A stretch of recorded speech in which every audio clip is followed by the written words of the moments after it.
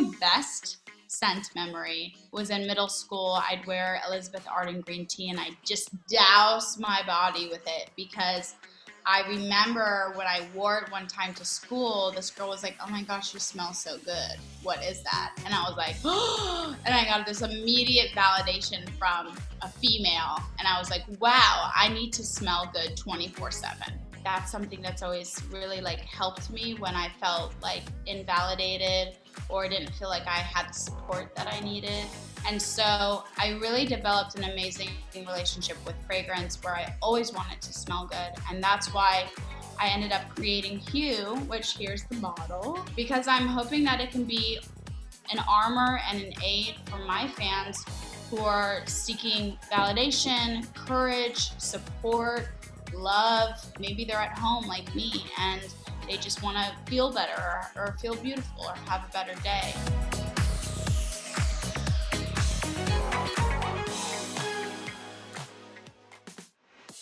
It's been 2 years in the making. I had no idea what I was getting myself into. I thought I was going to walk into the meeting and be like, hey, this is what I want the bottle to look like. This is what it's going to smell like. Awesome. But it's really like making music because you go into the studio and you're like, I want to write a love song or I want to write this type of song. And you're like, I want it to feel like this. But you don't really know what chords or production is going to create a feeling. And same with a perfume, you go in saying, I want it to be like this. And then you put it all together and you're like, oh, that doesn't create that feeling. I really wanted to create a feeling of a fragrance that felt fresh, but also extremely cozy and something that you feel comfortable with. And how do you create a feeling set? And that was my journey throughout the whole process. A negative experience is more so when you're like into a girl or you're on a date or something and you don't love their perfume and you're just like, scent choice wise, not sure how this is gonna go, you know. And I definitely feel like I've had many times where I've dated girls been like, hey, I just gotta let you know, like vanilla makes me nauseous, so we might need to change the perfume. So, you know, there's been some awkward moments at times. My first official date with a female where she actually was open about who she was maybe 5 years ago. And I remember being in my early 20s being like, I can't believe this is the first like real gay date I'm going on. And I was petrified. And this was like after Girls Like Girls had come out. And like this was after I had really like just settled into my own skin. But going on that date was really nerve-wracking. I was definitely not cool. Like all my confidence and like cool points like just went out the window that night for sure. I remember actually having a date with a guy after high school. This was before my first date with a woman. And I told him that I liked girls at the end of the day. But I also told him, I said, you know, I've been trying to find out how I'm supposed to be treated. And he treated me so well. I just had the best date with him. And it's weird when I look back at my dates, like it was one of my best dates. And I remember looking at him and saying, I'm so sorry, like I like girls, but like you really showed me what I'm hoping to find eventually in my life. My best date with a woman, shout out to the ladies. I love the drive-in movie theater situation that's going on. So I loved going on a date where we sat in the back and ate popcorn and candy and just was like super cozy and watched a movie. That's like my ultimate date. My first time at a gay bar was very like, not disturbing, but just kind of like very aggressive, I would say. I went to a gay bar in West Hollywood and it was just like Speedos and like packages and like male genitalia like everywhere. And obviously as like a very lesbian person, I was extremely petrified and overwhelmed. And I was like, this is what gay bars are like. Where are the women? I was like, where are the hot girls? And I just have like penises everywhere, and it was just like a lot, if I'm gonna be honest with you. It was a lot, and it's taken time to heal, and we move forward. The first person I came out to was one of my good friends in middle school in 7th grade. I think I had told her I was bi to soften the blow at that point. It's interesting, when I look back, most of the people that I've come out to, they have been supportive, and there are obviously people that are not supportive, but a lot of the judgment is a reflection of self-judgment. And so she was fine with it, and she kept my secret, and I don't even know if we've really connected or talked about it since that moment, but I really appreciated her because she was one of the only people that I've felt comfortable with, opening myself up to.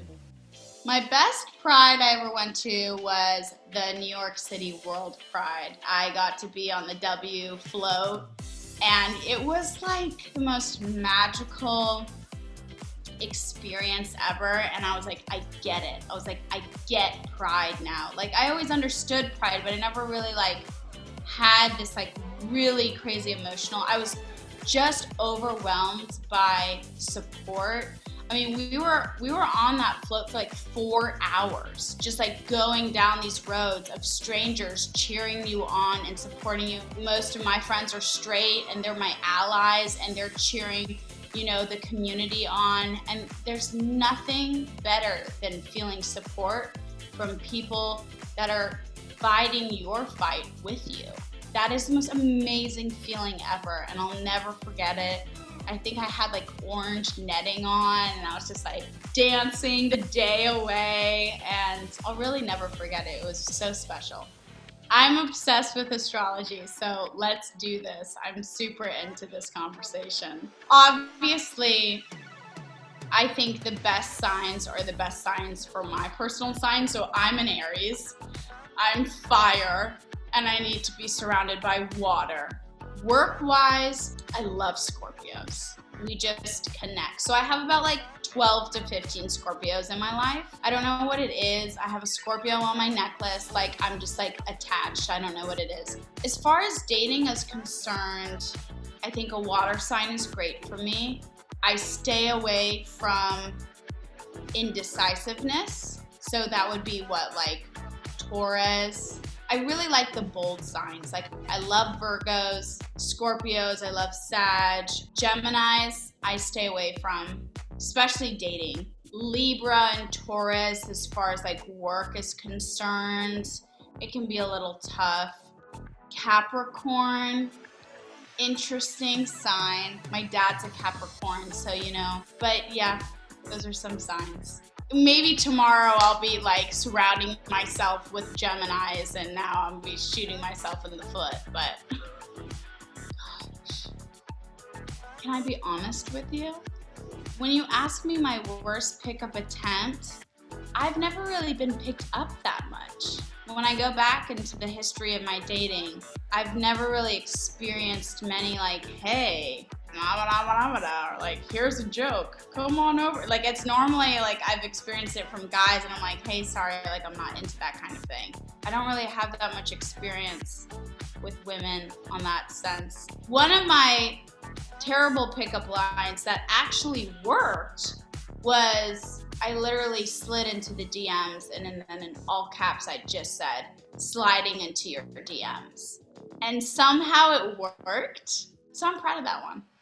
My first time I saw a queer romance on screen, which is a great question, I think it was Birdcage with Robin Williams. I remember seeing that film, and I was oh my gosh, those are gay guys. They're in a film, and they own a drag club. This is awesome. And I loved that film, and I remember being kind of confused seeing it because you don't see many queer narratives. And so I think that was my very first one. And then another one that comes to mind is obviously the epic kiss from the OC with Olivia Wilde and Misha Barton. Just that kiss was amazing. And then probably just sneaking into my parents' office and watching like The Real World and hoping that like straight girls would make out.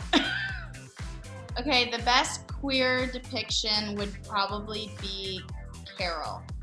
Even though it's depressing, which most queer films are, I really loved that film because I felt like it was really authentic and just the most honest. The best thing about being Hayley Kiyoko is being gay, which is like was my worst nightmare. That's the first thing that comes to my head, which is crazy because growing up, I hated being gay. And I was like, if only I could change one thing about myself. And like, gosh, this is gonna be a nightmare. And I love women. It's a passion. I love them. I love being around them. I just love being gay. And so that's the best thing about being Hayley Kiyoko, truly.